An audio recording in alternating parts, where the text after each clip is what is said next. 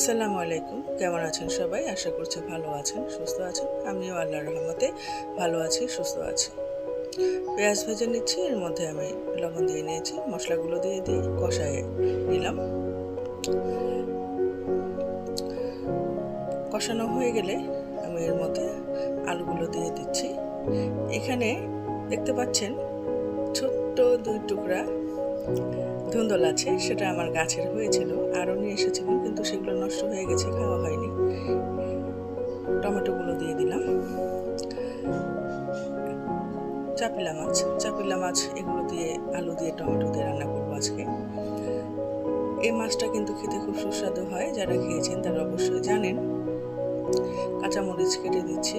আজকে আমি খুব সিম্পল রান্না করছি, ঘরে আমার প্রচুর কাজ পড়ে রয়েছে, সেগুলো আমার করতে হবে, সেই জন্য ভাবলাম যে ঝামেলামুক্ত কিছু রান্না আজকে করে নিই। গরম পানি দিয়ে নিলাম, রান্নাটা আমার এভাবেই হয়ে যাবে, সময় লাগবে না। আজকে আবার কাজের আপা আসে নাই, সব কিছু আমাকে একা করতে হচ্ছে। অনেক কাজ আছে, বাচ্চারা আছে, একটু অসুস্থও আছি, সেই জন্য এই ঝামেলামুক্ত রান্নাটা আমি আজকে করছি।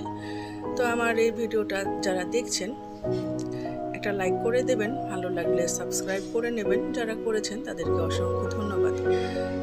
আমার ছোট মেয়ের জন্য আর ছোট ছেলের জন্য একটু মাছ ভেজে নিচ্ছি, ওরা তো আর এই মাছ চাপলা মাছ খেতে পারবে না, সেই জন্য ওদের জন্য আমি মাছটা ভাজলাম।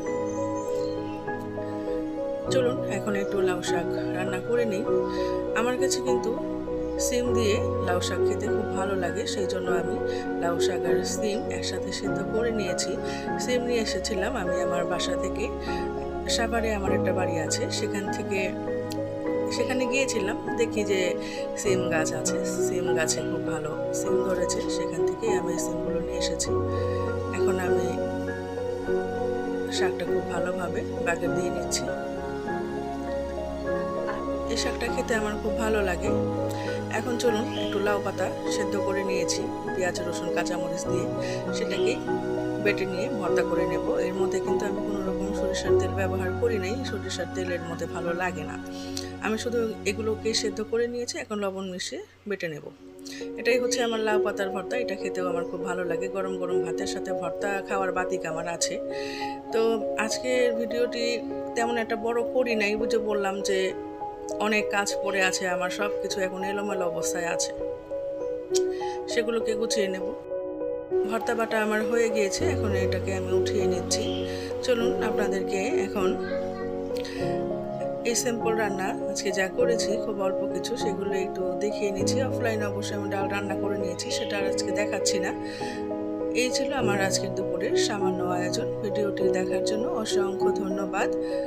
খোদা হাফেজ।